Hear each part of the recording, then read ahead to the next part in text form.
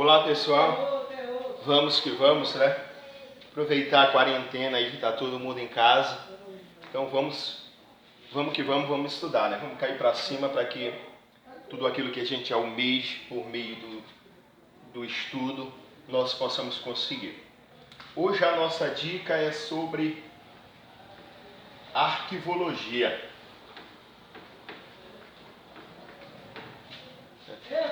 Nossa dica é sobre arquivologia, né? Eu vou dar uma dica específica sobre, né, a gestão de documentos, né, classificação, né, sobre as suas formas, né, e como ocorrem, né? Então, fique ligado aqui, né, e vamos entender. Primeiro sobre a fase corrente, né?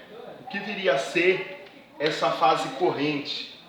A fase corrente é a fase em que o documento, né, é criado na administração para atender, né, os fins administrativos, e ele precisa ser utilizado com muita frequência. Geralmente ele é, né, arquivado, ele fica ali na própria sala, né, onde ele é criado, ou num espaço ao lado, porque as suas consultas são muito frequentes. Então por isso que é corrente, né? A ideia de corrente, né, a ideia que está passando, que está girando, né? E intermediário. Intermediário já é um pouquinho menos consultado, né? Ele ainda é consultado, só que com menos frequência, né? Ele pode também ficar numa sala próxima, mas ele pode também ser remanejado para um arquivo central, para economia de espaço, porque às vezes ele nem precisa mais ser consultado, ele só está aguardando um prazo para que ele seja descartado de uma vez por todas, ou ele seja transferido para o permanente. Então às vezes ele vai para um arquivo central, porque ele não é consultado com tanta frequência, e aí ele fica aguardando a classificação final, ou a sua eliminação, que é o termo que eles usam, ou a sua guarda permanente. Na guarda permanente não há mais alteração. O documento que vai para a guarda permanente, ele não pode mais, hipótese alguma, ser eliminado. E aqui, né, que eu já comecei a falar, a fase permanente é quando o documento sai da fase corrente ou da intermediária para permanente, e ele é classificado como um documento permanente, ou é um documento histórico, né, de muito valor, e aí ele acaba ganhando essa condição de documento permanente, né, o documento de criação da empresa, um documento que vai trazer a história da empresa, e ele perde o seu valor administrativo aqui da fase corrente, intermediária, e ali ele é transferido para permanente. Quando ele chega na permanente, não se pode mais alterar. Eu não posso eliminar, eu tenho que ficar atento a esse detalhe.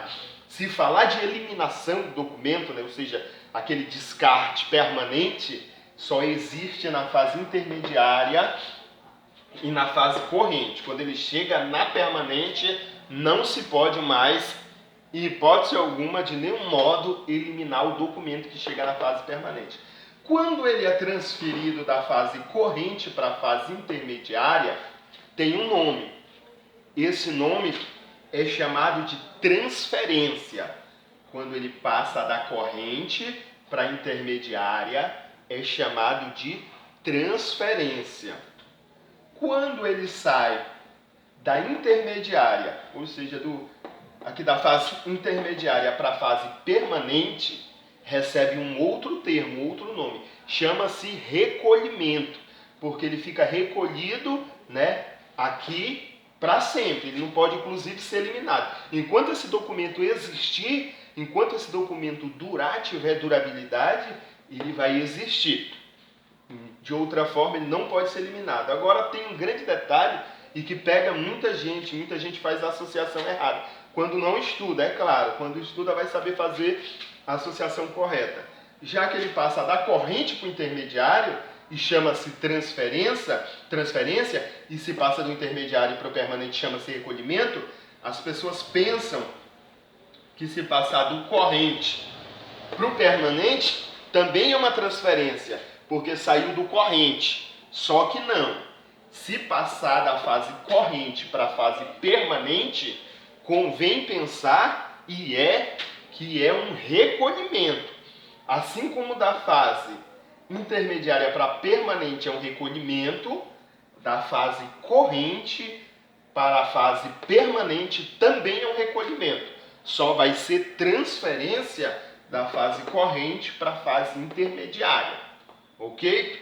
E por último aqui, para terminar a nossa dica, fechar com chave de ouro, a respeito dos documentos ostensivos e sigilosos.